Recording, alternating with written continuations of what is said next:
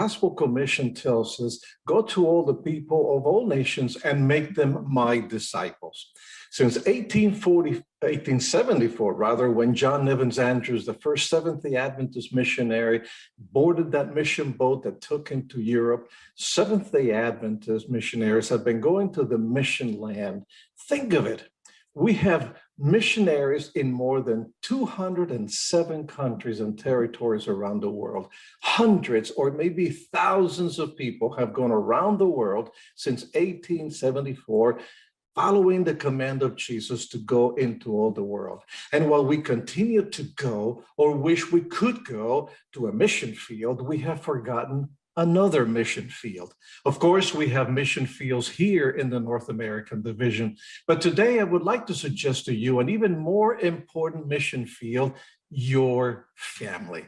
Ellen White says about the family that as workers for God, our work is to begin with those nearest. It is to begin in our home. There is no more important missionary field than this. You can find that in Child Guidance, page 476, in case you're interested in that quote. But I'll read it again. As workers for God, our work is to begin with those nearest. It is to begin in our home. There is no more important missionary field than this. The family, your family, is the most important missionary field there is. That's not a new concept, by the way. While Jesus said, go, Paul said, but first take care of your family. When he wrote to young pastor Timothy, he said there in 1 Timothy chapter 5 and verse 8, Paul said to Timothy, but if anyone does not provide for his relatives, and especially for members of his household, he has denied the faith and is worse than an unbeliever. We at the North American Division Family Ministries Department have created many resources to help you, pastors and evangelists, as you evangelize and disciple your family. All these resources have been designed around the family life cycle, from birth all the way to death. First, we'll talk about Help, I'm a Parent. It's a small group program for parents with children ages birth to 7, then 8 to 12, and then 13 to 18. Some churches are using these books in conjunction with their vacation Bible school or with Pathfinders or Adventurers meetings. You see, while the children are in their activities, the parents gather together in the church or in a room or a hall of sorts, and they study, they learn, and they discuss about how to be better parents. So the children are learning, the parents are learning. One church here in Maryland noticed that few young parents were attending Sabbath school on Sabbath, and so they used these books, Help, I'm a Parent, as a parenting Sabbath school class, and they noticed that they had an increase in participation from these young parents. The parents dropped their children off at their respective classes, and then the parents went to their parenting class to learn more about what it means to be a good, effective, good Christian parent. The next book that I want to resource that we want to share with you is called Making Jesus My Best Friend. It is a baptismal preparation guide for children ages 8 to 12. Through stories, games, and Bible study, young children can learn about Jesus and make the decision to follow him and become his disciples. And by the way, we designed this book so that parents are the ones to teach and prepare their children for baptism, as it should be. It would be wonderful if you would keep copies of this study guide in your church so that whenever a parent tells you that their child is ready for baptism or has asked for baptism, that you would, instead of telling them to go buy the book online or at the Adventist Book Center, that you immediately hand them the book and explain to them that it is their responsibility to train, to teach their children, to prepare their children for baptism. By the way, some of you might be thinking, ages 8 to 12, isn't that pretty young?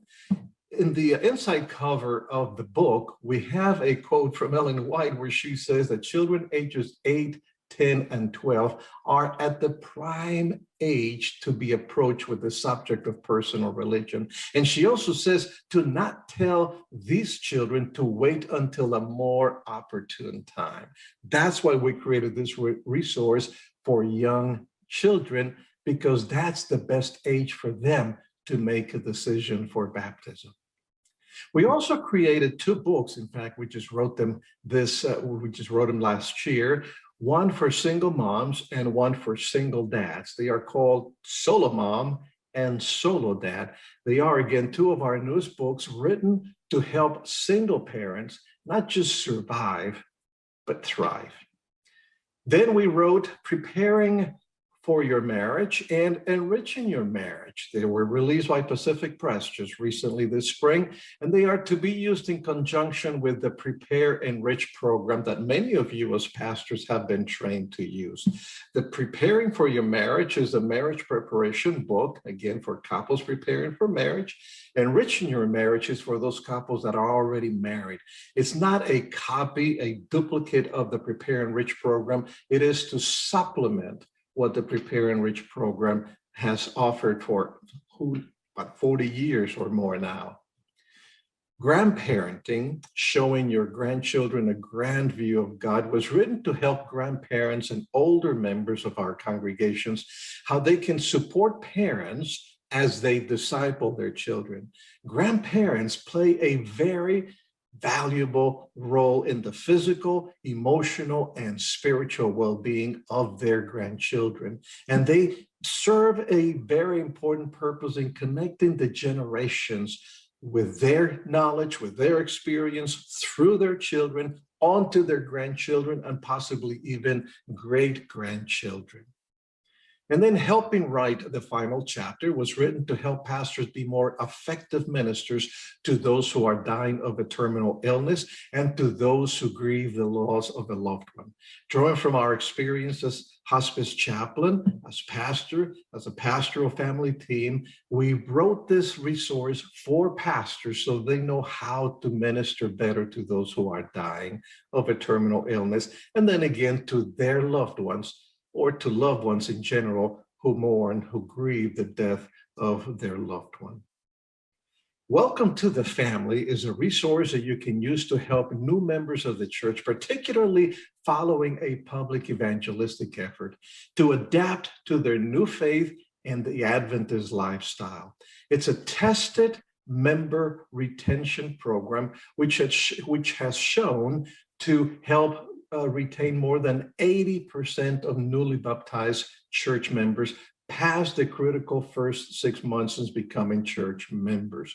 So it's a program that you use following an evangelistic meeting for 6 Friday evenings in order to help these new members become Adventists. Yes, they've been baptized and officially they're members of the church, but to really become Adventists from the heart as far as their lifestyle is concerned, and again, to retain them as members of the church for the long run, not just for a few months. A Follower of Jesus is part of the I Follow series that Advent Source has produced through the years, and it's a small discipleship course for new members of the church, which can be used during the Sabbath school period or at a different time as a small group instructional opportunity. In addition to these, you have access to other supportive resources like Family Seasons, which is the companion book of the Adult Sabbath School Study Guide for the second quarter of 2019, which in fact is still being used by many congregations, either on Sabbath afternoon or for prayer meeting. But this book is the companion book to the Sabbath school lesson, and again is being used to continue to enrich families, to continue to strengthen families in the congregation. And you have access to the daily devotional to complement the resources that we have. These daily devotionals are Help, I'm a Parent, and Family Faith. Now, you can use any of these resources on their own, or you can use them directly in your evangelistic program. How?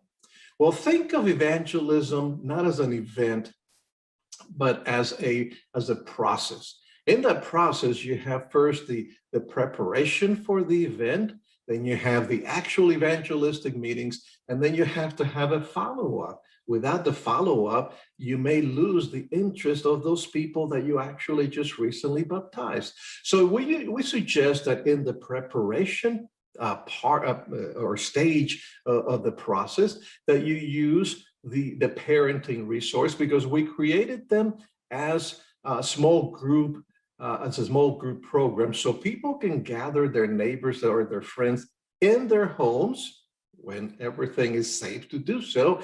They can gather them in their homes to talk about parenting, but in the process, they're also developing relationships with them. And then when the evangelistic meetings come, they can invite them, in fact, come with them to the evangelistic series. So not only are they teaching them, or are they learning together about parenting, they're developing the relationships that will carry them to the meetings and to membership. You can also use the baptismal preparation guide for young children to prepare them before the meetings begin. As you probably know, the evangelists encourage you to wait or have some baptisms ready for the meeting. So what if the children in the congregation can be ready and can be part of the first baptism, instead of attending the meetings, asking for baptism, only to be told, well, first you have to prepare for the baptism. So help your children prepare for the meetings, for their baptisms before the meetings, so they can then be baptized as the meetings take place and as they come to an end. If you would like to conduct a public evangelistic series, but with a focus on the family, our colleague from the Greater New York Conference, Dr. Alonso Smith, a successful, experienced evangelist for many years, compiled his evangelistic messages in the book, Sermons That Strengthen Families. This is an option. Instead of using archaeology or prophecy or some other concept as a springboard for your public meetings, you can use the family as the springboard, as the main focus of the messages for the evangelistic meetings.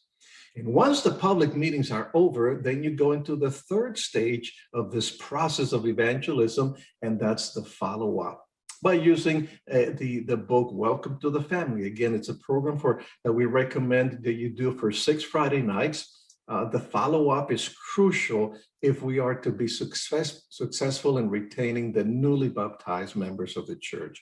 You can also start a new Sabbath school class and use the book, A Follower of Jesus, to ease them into the small study group that will eventually become the Sabbath school class to study the Sabbath School Adult Study Guide. And by the way, you can find all of these resources at adventsource.org. adventsource.org. Pastor and author Jill Briscoe said, "The place between your own 2 feet at any given time, that is your mission field." Right now, while you are at home, think of that special place where you are as your first and most important mission field, and guide the families in your church to think of their own homes the same way. May God bless you as you use whatever of these resources you can to guide your families to be stronger and healthier, and to become good disciple makers of their own children and of those around them.